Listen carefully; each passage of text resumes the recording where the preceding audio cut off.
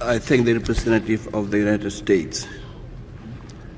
I now give the floor to Molana Fazl-u-rahman, Chairman, Foreign Relations Committee of the National Assembly of Pakistan.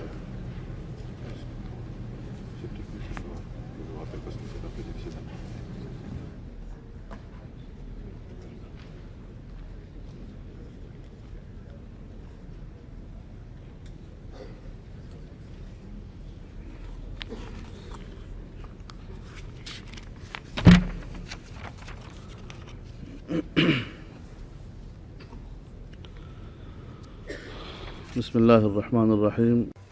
In the name of God, the Merciful, the Compassionate, our thanks be to Allah for His mercy and blessings upon the Prophet and his kin.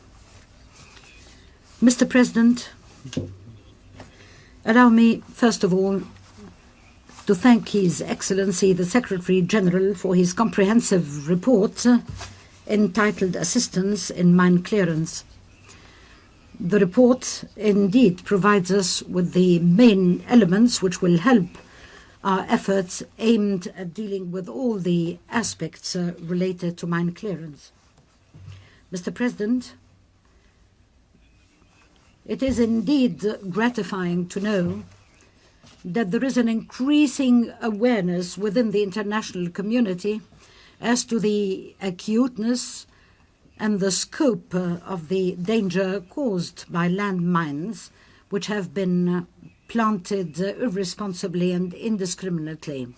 The Secretary General has explained in his report that landmines do not kill human beings only, but destroy whole countries because they hamper the reconstruction of a normal economic and social life.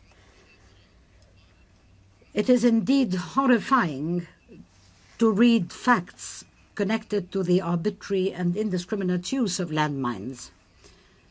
More than 110 million landmines have been scattered throughout the world.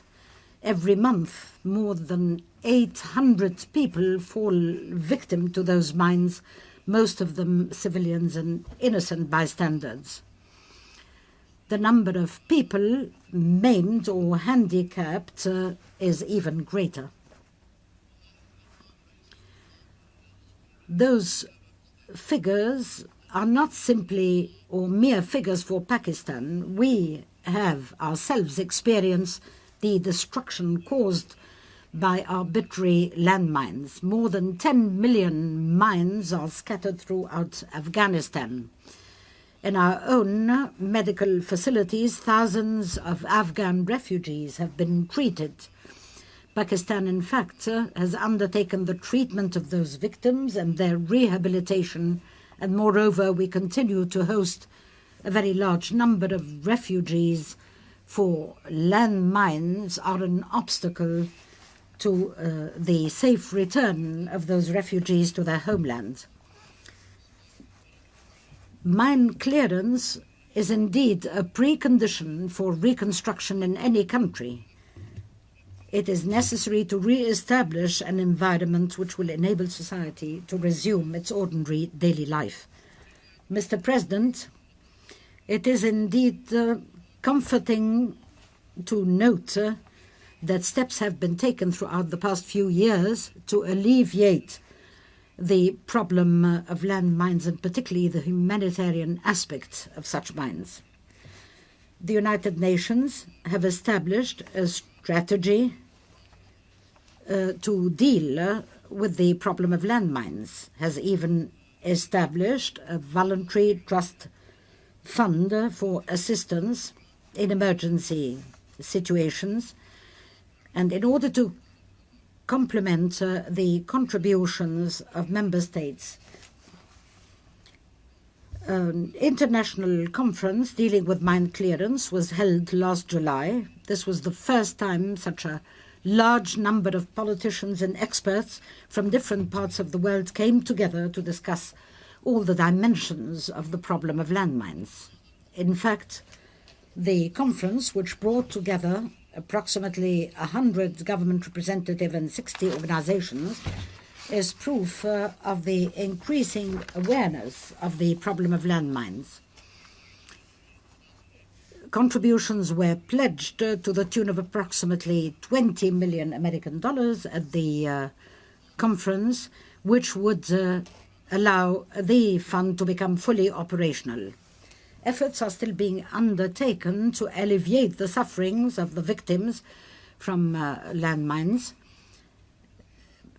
However, mine clearance is very slow and lags behind. Last year, only 100,000 mines were cleared, and if at this rate, we would need approximately 1,000 years to put an end to the 110 million mines scattered throughout the world. Two questions arise. Why the slow pace? And can we speed it up? The reason for the slow pace is the lack of resources and the limited capacity of the affected countries. The primitive technology for the detection and clearance of mines is also a reason. And above all that, a lack of technical international cooperation.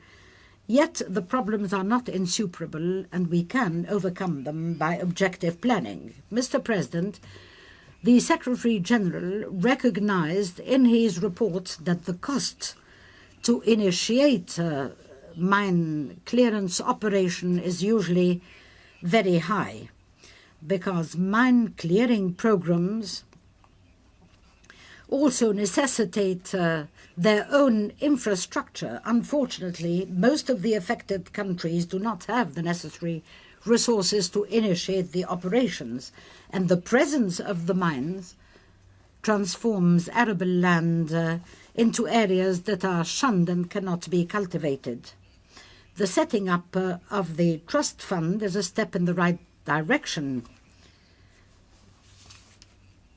The supplementary financing was indeed necessary when resources are not available for the UN to respond rapidly. Contributions and grants should be given outside the scope of the trust itself. The proposal for setting up a demining standby capacity is indeed a very good proposal, for it will increase the available resources in the form of contributions in kind for mine clearance. We hope that many such contributions will be forthcoming in the form of trained experts and equipment to be put under the disposal of the UN. Financing is necessary not only for field operations but also for research in order to improve the technology and the techniques of mine clearance. The international community should indeed exert doubled efforts in order to develop such techniques and set up a mechanism encouraging international cooperation in this particular field. The necessary technology and the steady and increasing financing are all essential in order to reinforce the national capacity of the affected countries. Mr. President, we believe that those who scatter and plant landmines should assume the main responsibility for clearing those mines. Those who have caused chaos by scattering such mines in an arbitrary fashion should not leave the scene of the massacre. They should pay the price of the chaos and the havoc they have caused. International operations of mine clearance should be based on that particular principle rather than entrusting the affected countries alone with the responsibility of clearing the mines. Mr. President, mines are still being scattered without the provision of the maps of such mines. This is indeed a challenge to international law. The problem is not static, and in this respect, the relevant agencies of the United Nations are considering the measures to control armament and disarmament. We do not need to dwell at length, for Pakistan has been part of all the efforts to solve the problem and will continue to do so. Thank you very much, Mr. President. I thank Molana Fazl-u-rahman, Chairman, Foreign Relations Committee of the National Assembly of Pakistan. I now give the floor to the representative of Lao People's Democratic Republic.